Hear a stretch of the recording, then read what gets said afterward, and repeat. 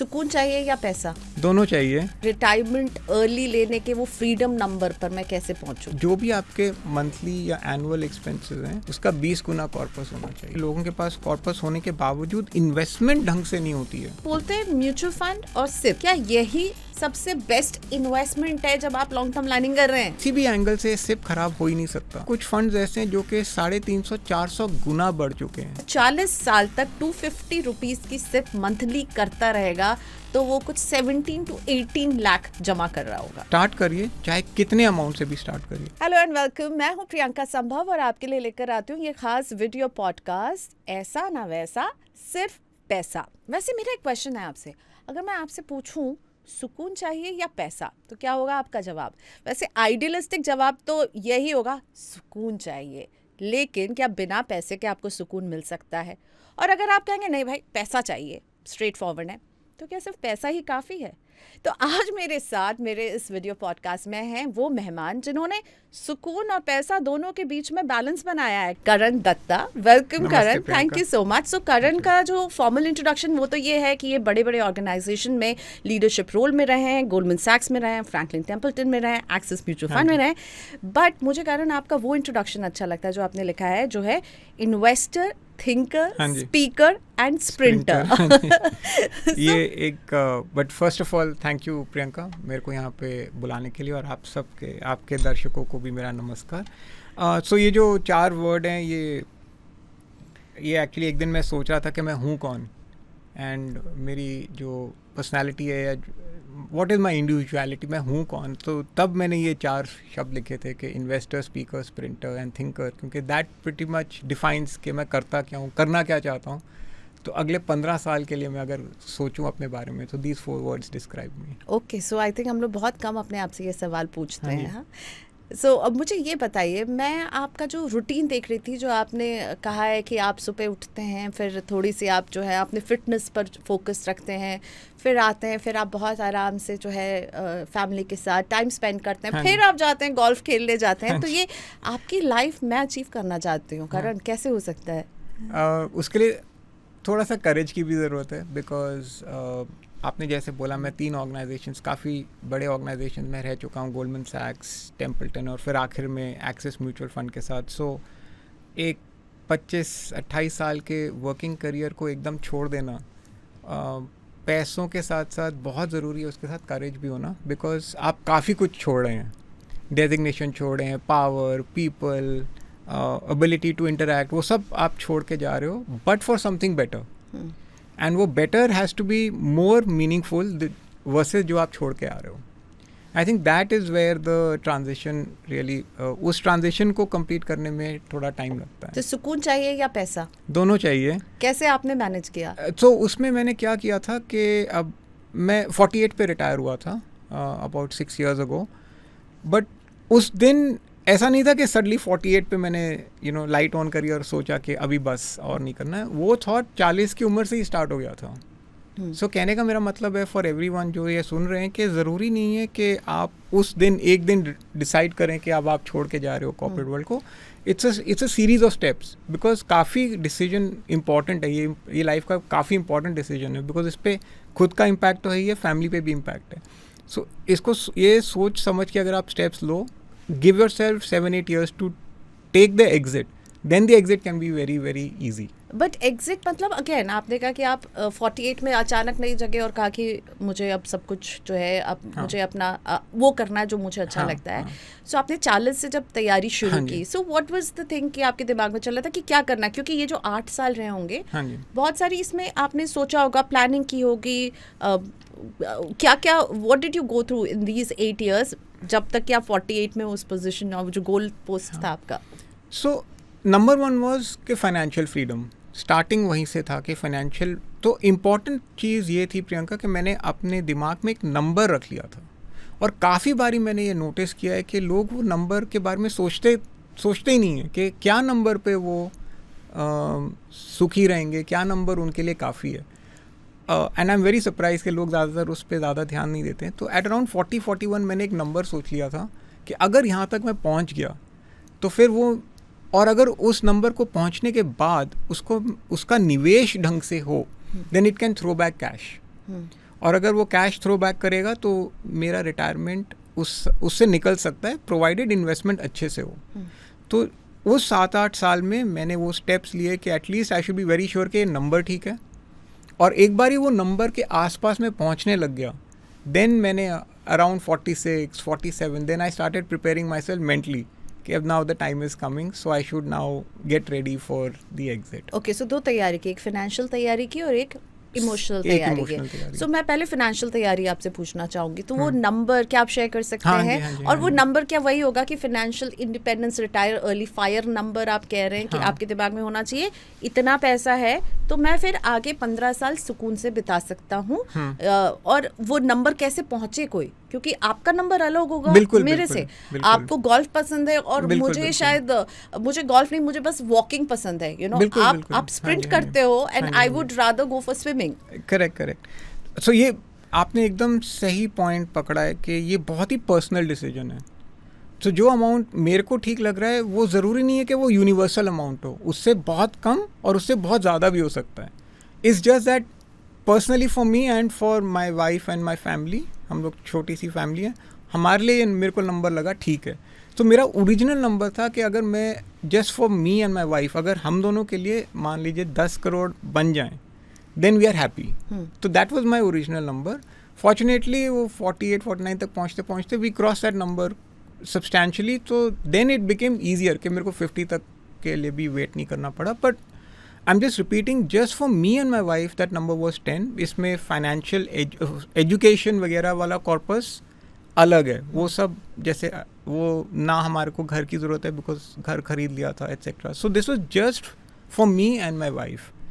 तो मेरा original number था 10 लाइक आई सेड, और उसको पार कर लिया। देन आई सेड के it's doesn't make sense to stay back. In fact ढंग से क्रॉस कर लिया था and I have spoken about my number very publicly because number छुपाने में मेरे को कोई मतलब लगता नहीं है। Today our corpus is about 18 crore and invested properly.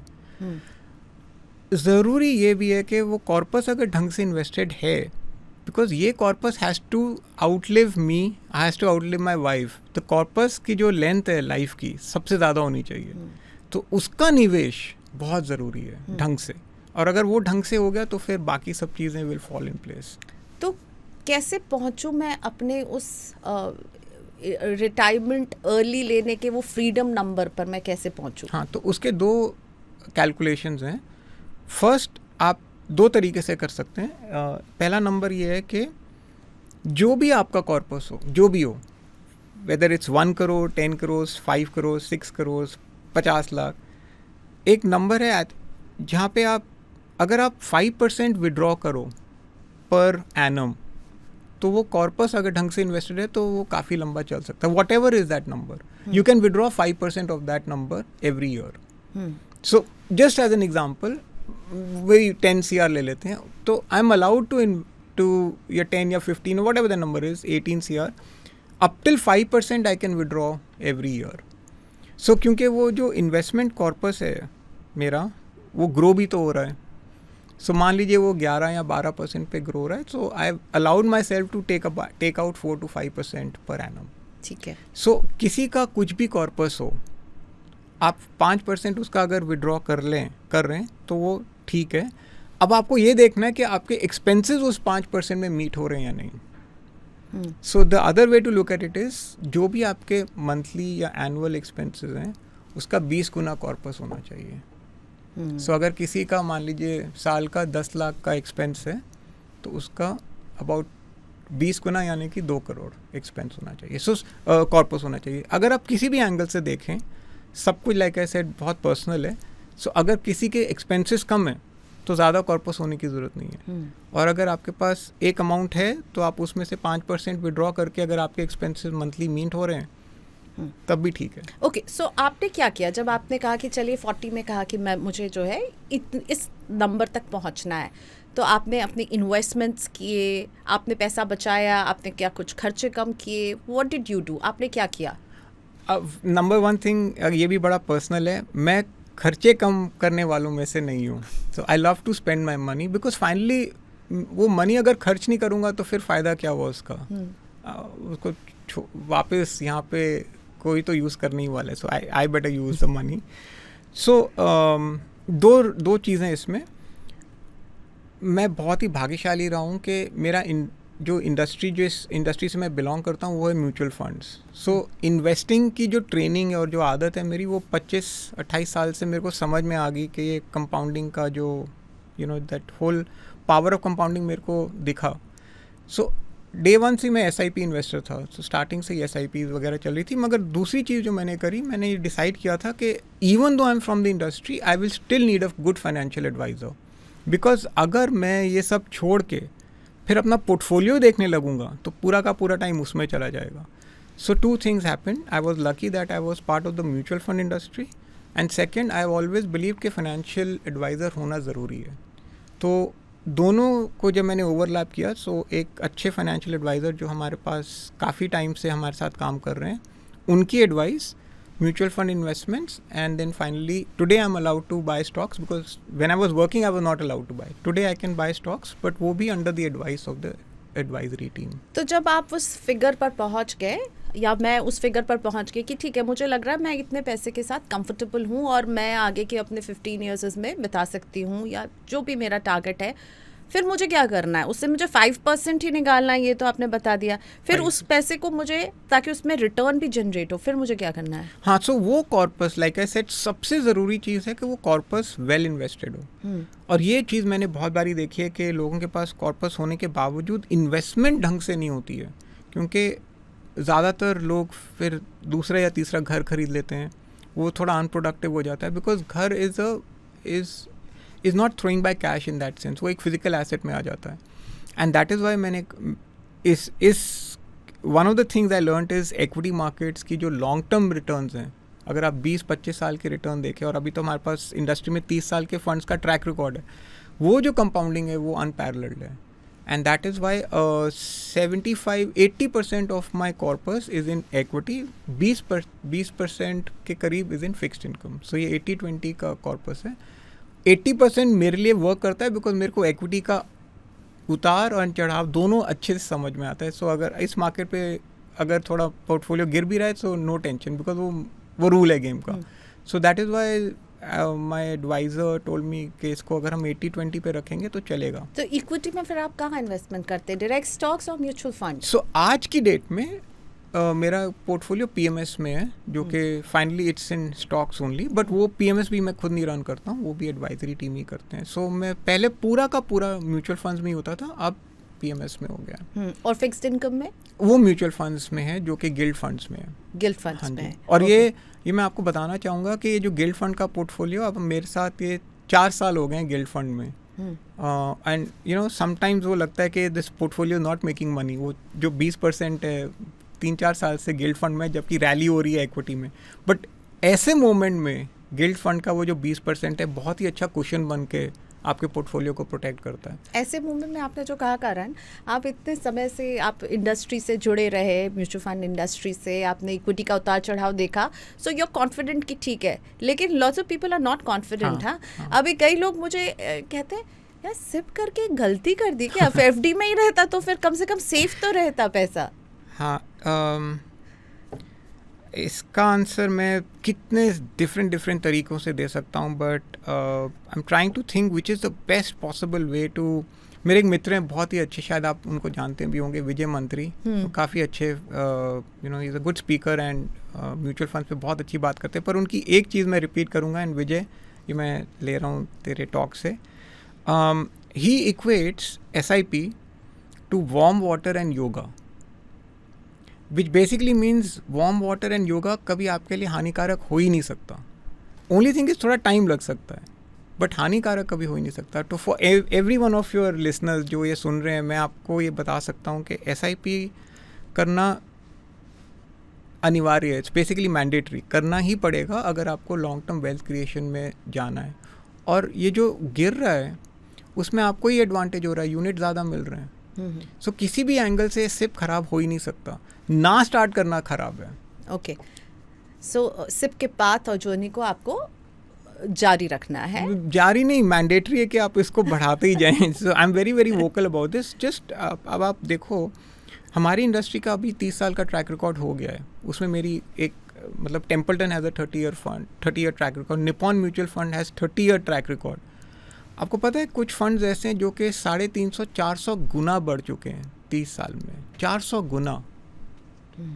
कोई और India is a very young nation, अपनी खासियत ये है कि हम लोग एक यंग नेशन है। एवरेज एज यहाँ पे 24 साल की है। अब 24 साल वाले जो युवा हैं, अगर वो 30 साल का व्यू लें, so by the time that युवा becomes from 24 to 50, possibilities are that the money could grow 300 times, because वो ट्रैक रिकॉर्ड है अपने पास। आप सोच सकते हैं कितना पैसा एक्यूमुलेशन हो सकता है for someone who is just starting. I am bad at calculations. Just think of it like a 24-year-old starting and allows the money to continue for the next 25-30 years. It could be up 300 times. 300 times. 300 track record है ये अपना। मैं कह रहा हूँ उसका आधा भी चलेगा। आप समझ रहे हो मैं क्या कह रहा हूँ? 300 तो हो चुका है। वो ये पिछला बता रहे हो 300 हो चुका 300 है, तो हो ही चुका पर है। अब हमारा देश और हमारी जो ग्रोथ जिस लेवल पर है, तो इससे ज्यादा आप बनाने का। आप सेम रखिए, 200 कर लीजिए, मगर ये numbers are mind boggling. Okay, इतने बड़े नंबर हैं कि only thing is you have to give ऐसे टाइम पे जब आप सब कुछ क्वेश्चन करोगे एज एन इन्वेस्टर। अगर इस टाइम पे अगर आपने कुछ नहीं किया पोर्टफोलियो को और चलते रहे, धीरे धीरे करते रहे, तो returns can be very very good.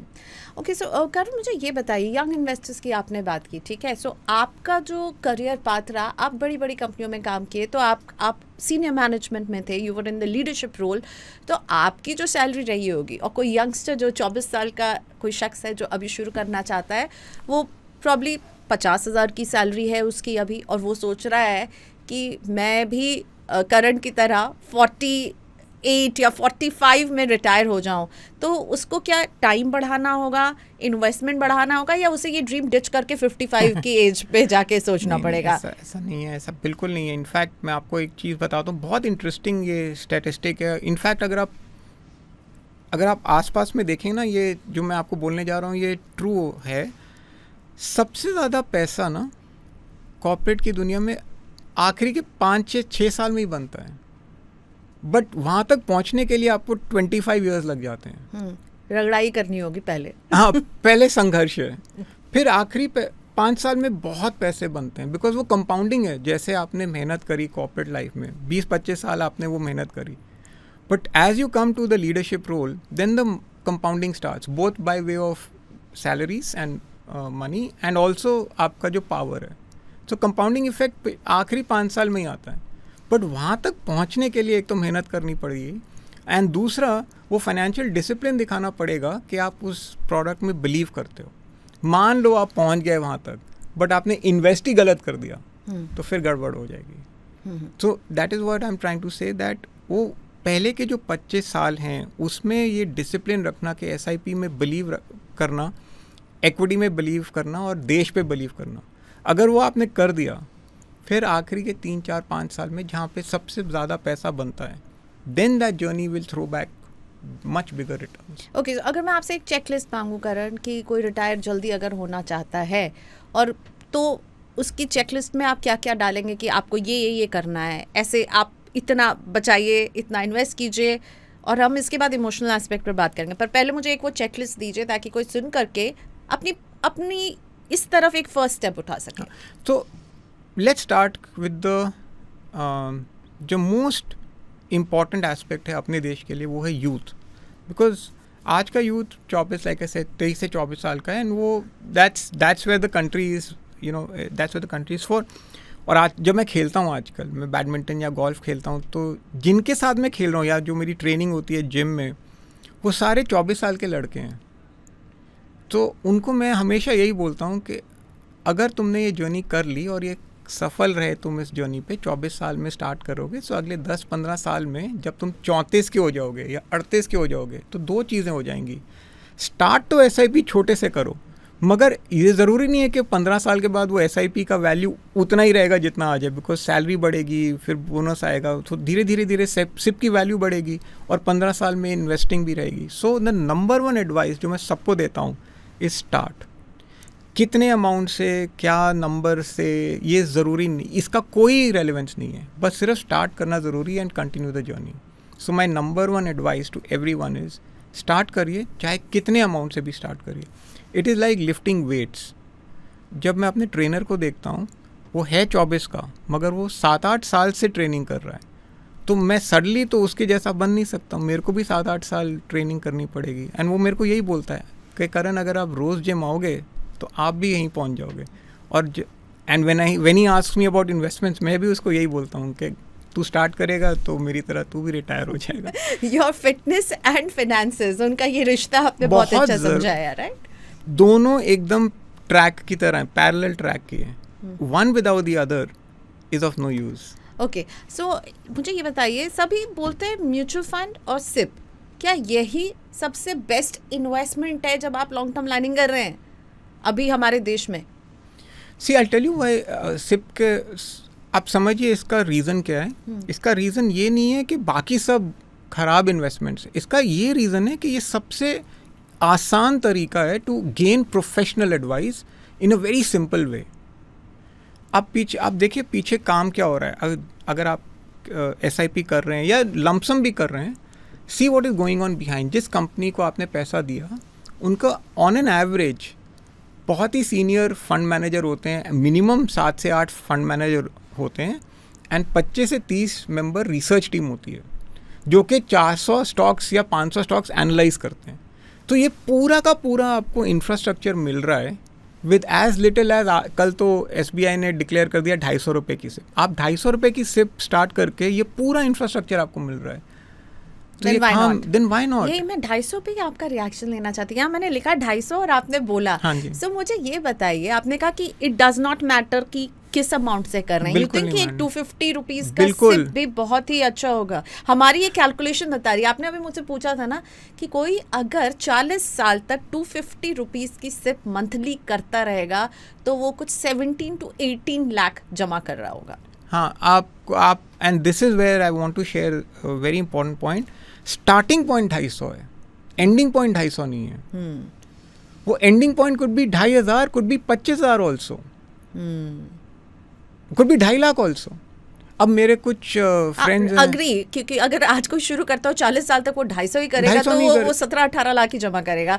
जैसे उसकी इनकम बढ़ेगी उसको बढ़ाना चाहिए. और वैसे भी वो 17-18 लाख कम नहीं है. ऐसा नहीं है कि वो कम है. मेरा कहने का मतलब है, आप जब स्टार्ट करते हो किसी जर्नी पे, तो वो जर्नी की ग्रोथ भी आपके इन्वेस्टमेंट में दिखेगी, क्योंकि कहीं ना कहीं करियर एडवांसमेंट होगा, फिर सैलरी बढ़ेगी, फिर सैलरी बढ़ेगी तो 250-500 बनेंगे, कभी एक टाइम आएगा वो 500-5,000 बन जाएंगे. तो धीरे धीरे आप भी तो, पर अगर स्टार्ट ही नहीं करोगे और स्टार्ट करके स्टॉप कर दोगे, फिर प्रॉब्लम है. सो करण, क्योंकि आप म्यूचुअल फंड इंडस्ट्री से जुड़े हुए हैं, तो और आपकी और मेरी अभी बातचीत में भी आपने म्यूचुअल फंड और सिप का ही जिक्र किया, तो क्या म्यूचुअल फंड, सिप, इक्विटी, यही वो इन्वेस्टमेंट हैं जो आपको एक फाइनेंशियल फुलफिलमेंट की जर्नी पर ले जा सकते हैं? मैं ऐसे भी बोलती हूँ कि क्या मतलब हर मर्ज की दवा म्यूचुअल फंड ही है? नहीं, ऐसा नहीं है. और वेदर म्यूचुअल फंड्स के अंदर फिक्स इनकम का भी एक बहुत बड़ा कंपोनेंट है. फॉर एग्जांपल मेरे पोर्टफोलियो में फिक्स इनकम भी है 20 से 25%. वो पोर्टफोलियो को बहुत स्ट्रेंथ देता है. बट इक्विटी पे जोर इसलिए है बिकॉज बहुत ही ये इंटरेस्टिंग एसेट क्लास है. इस एसेट क्लास को अगर आप देखेंगे, इसमें डाउनसाइड लिमिटेड है. एंड ये बहुत इंपॉर्टेंट है आपके दर्शकों का समझना कि डाउनसाइड है मगर लिमिटेड है, मगर अपसाइड अनलिमिटेड है. अभी तो डाउनसाइड ही दिख रहा है हमें. कितना है? 20%, राइट. बट आपको मैंने ट्रैक रिकॉर्ड बताया था. अब इंडस्ट्री में ही फंड्स हैं ऐसे 30 साल के ट्रैक रिकॉर्ड वाले जो कि 300 गुना अप हैं. They are up 300 times. So upside unlimited है, अनकैप्ड है. ना 2 गुना, ना 10 गुना, ना 100 गुना, ये 300 गुना अप है. पर डाउनसाइड कितना है? 20%, 25%. सो वो 25% डाउनसाइड के लिए unlimited upside is a great, I think it's a great balance. But लेकिन ये भी बहुत ध्यान रखना होगा. इसका मतलब ये नहीं कि आप 100% केवल इक्विटी में नहीं, बिल्कुल नहीं. You have to have that balance again, वो डाइवर्सिफिकेशन. बिल्कुल. और इसमें एक एडवाइज़र ज़रूरी है, क्योंकि क्या होता है तेज़ी मार्केट में हम लोग सिर्फ एक एसेट क्लास खरीदते हैं. एक टाइम था, लोगों को शायद इसके बारे में ज़्यादा पता नहीं होगा, बट अर्ली 2000s में वो टेक क्रैश हो गया था, टेक बूम टेक क्रैश हो गया था 2001 से लेकर 2004, 4 लंबा साल था जब इक्विटी कोई नहीं खरीदता था, सिर्फ फिक्स इनकम ही खरीदते थे। मतलब इंडस्ट्री के जो पुराने लोग हैं उनको शायद याद होगा, तो 4 साल सिर्फ फिक्स इनकम बिका था उस पीरियड में। सो ज़रूरी है कि दोनों साथ में हों, एंड ज़रूरी भी है कि एक अच्छा एडवाइज़र हो। आपको ये 250 के सबका आइडिया कैसा लगा? करना चाहिए लोगों को? I think it's phenomenal. आप देखिए पूरा जो हमारे देश में मिनिएचराइजेशन या फिर जिसे कहते हैं अब शैम्पू का सैशे पैक छोटा ही होता है, सनसिल्क का बड़ा वर्सेस, बिकॉज रिटेल में कंज्यूमर जो है छोटे शहर में गांव में उनको 250 रुपये अपील करेगा, एंड अपने देश में अभी केवल 7% या 6% पेनिट्रेशन है म्यूचुअल फंड का। अमेरिका में वो नंबर 70% है। तो जिस टाइम देश का फाइनेंशियलाइजेशन चालू होगा और इतना विशाल देश है, आप सोचिए अगर ये 250 रुपये वाली से 10-15 साल 20 साल मतलब अगर लोग इसमें घुसें तो ये कहाँ से कहाँ ये मार्केट को पहुँचा सकता है। एक अच्छी फाइनेंशियल हैबिट शुरू करने के लिए 250 की से अच्छी शुरुआत हो सकती है। बहुत अच्छी शुरुआत है, Okay. बहुत अच्छी शुरुआत है। अब मैं पूछना चाहूँगी इमोशनल एस्पेक्ट। आपने शुरुआत में कहा कि एक तो फाइनेंशियल एस्पेक्ट है जिसमें हमने बहुत लेंथ पर बात किया, इमोशनल एस्पेक्ट क्या होता है? सो इमोशनल एस्पेक्ट आपको मैं ऐसे समझाता हूँ कि आप अपने पैसे से खरीद क्या रहे हैं। फाइनली आप अपने पैसे से सबसे बड़ी चीज़ खरीद रहे हैं, वो है टाइम। एंड सबसे महंगी चीज़ इस दुनिया में है टाइम। टाइम से ज़्यादा महंगा कुछ हो ही नहीं सकता, बिकॉज टाइम अब आप अपने लिए खरीद रहे हो। सो बहुत ज़रूरी है कि आपको पता होना चाहिए कि आप अब ज़्यादातर अपने टाइम के साथ क्या करोगे, क्योंकि आप कुछ छोड़ के आ रहे हो, आप पैसा छोड़ के आ रहे हो, सब कुछ छोड़ के आ रहे हो, बट आप 10 घंटे खरीद भी तो रहे हो ना दिन के। सो अगेन ये मेरी ज़्यादातर जब मेरे दोस्त पूछते हैं कि तू करता क्या है, तो मैं उनको यही बोलता हूँ कि टाइम मेरा है। सो आई हैव एटलीस्ट 3 से 4 घंटे का एक ब्लॉक है जिसके अराउंड मेरा पूरा दिन चलता है। तो याद वेदर वो प्लेइंग हो या स्टडिंग हो या फिर वो, बट एटलीस्ट आई नो कि 4 घंटे के अराउंड मेरा दिन चलेगा। And so I was aware. So one day my mother asked me before I was living कि what will you do. I said I will play and I will study, I will lead a college student's life. I was very clear about it. So my advice to everyone जो ये path पे, आपकी mummy का reaction क्या था? I think अब मैं जब कभी सोचता हूँ इसके बारे में, जब मैंने इंस्टेंटेनियसली आंसर दिया कि मैं खेलूँगा और पढ़ाई करूँगा, तो उनको शायद समझ में आ गया कि हाँ ये हो सकता है। She still didn't believe me कि how can you play so long in this, and nowadays it's showing up कि मैं I'm able to spend my time productively. But I think the moot point is कि अगर आपको ये नहीं पता कि आपका कोर दिन का, ज़रूरी नहीं है कि 10 घंटे आपके पास, 4 घंटे 3 घंटे, if you have something core, उसके around day can be planned. But emotionally I think the biggest thing is to have courage to back yourself up कि हाँ ये मेरा दिन मेरे लिए बहुत प्रेशियस है, ये 4 घंटे 5 घंटे मेरे लिए बहुत प्रेशियस हैं, या मेरा दिन बहुत प्रेशियस है। अगर आपने उसको बैक कर दिया then it's really meaningful. And I believe कि हर इंसान और हर पर्सन के अंदर एक छोटा सा दिया फ्लिकर करता ही रहता है, telling them, guiding them finally उनका डेस्टिनेशन क्या है। Sometimes I feel as if people वो दिया को थोड़ा बुझा देते हैं या मतलब, क्योंकि अक्सर हम जब बात करते हैं लोगों से जो रिटायर हुए हैं, जो हमारे पेरेंट्स या हमसे जो एक जनरेशन जो पहले, क्या कुछ भी नहीं कर रहा हूँ, रिटायर हो गया हूँ बस, या रिटायर हो गई हूँ, अब बस बैठे हैं, क्या करेंगे हम। एक वो भी बड़ी फीलिंग आती है, क्या करेंगे हम। और आई एम श्योर आपकी मदर ने भी कहा कि ये क्या करने वाला। हाँ, सो ये जो क्या करेंगे हम इज सी फाइनली आप इसका आंसर भी देना होगा हमें जब हम सोचेंगे। नहीं, आप देखिए क्या करेंगे हम has to be anyway answered, क्योंकि जहाँ आप काम कर रहे हैं प्रियंका, आप जहाँ यहाँ पे भी आप काम ही कर रहे हो, बट उसकी भी एक रिटायरमेंट डेट तो होगी official. Let's say 62। At 62 finally the firm is also asking you ना कि अब आप रिटायर हो जाइए। अब आप 62 की उम्र में सोचेंगे कि क्या करना है, and living years are now 30 years more because life expectancy बढ़ गई, राइट, 85-90 तक जा, तो 62 से 92 या 62 से 82 is still 20-25 years equal to your working years. वो आंसर आपको वैसे भी करना है। So more than the financial planning it's the emotional planning. आप चाहे 48 में रिटायर हो या 62 में हो, बिल्कुल बिल्कुल वो क्वेश्चन आपको वैसे भी आंसर करना है कि आप करोगे क्या, बिकॉज वो 25-30 साल इतने महत्वपूर्ण है that you don't want to, they are equal to your working life. तो आप अपने डिसीजन से खुश हैं?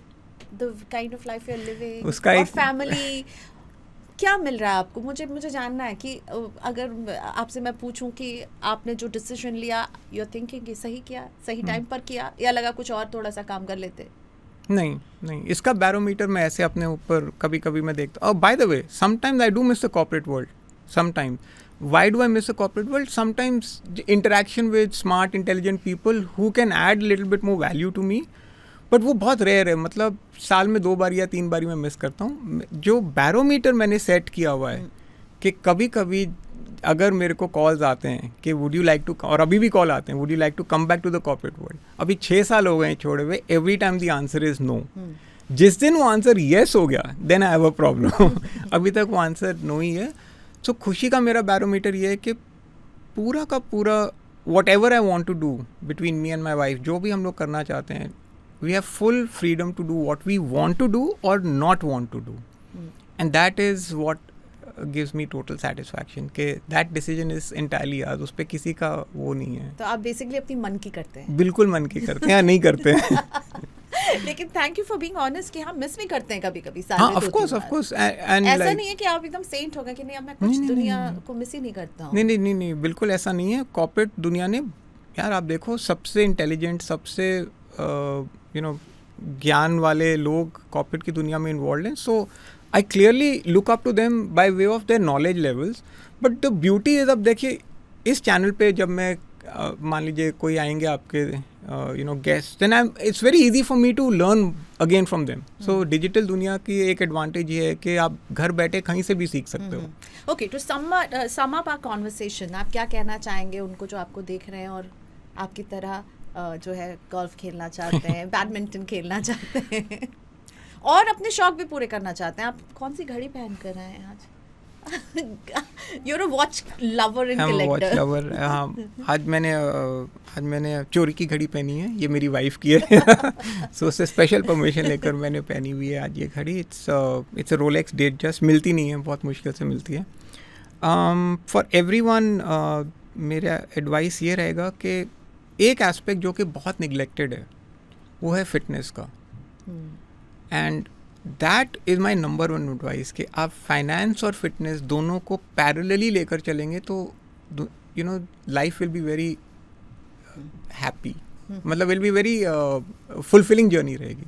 फिटनेस और अपने देश में ये मैंने नोटिस किया है कि जैसे ही हम लोग कॉर्पोरेट की लाइफ में आ जाते हैं तो फिटनेस एकदम छूट जाती है. सो अगर वो तो थोड़ा SIP एंड थोड़ा जिम अगर आप उसको मिक्स करोगे तो it's a very powerful combination. Your love for fitness I could totally see. Thank you so much. Thank you so much, for Priyanka. this Thank you so conversation. much. बहुत कुछ सीखा, लेकिन जो सबसे ज़रूरी बात सीखी, जो कि बहुत ही सिंपल बात है, और वो मैं और करण जैसे एक्सपर्ट्स, मैं करण के साथ ऐसे 10 वीडियोस कर सकती हूँ और भी एक्सपर्ट्स के साथ करती हूँ.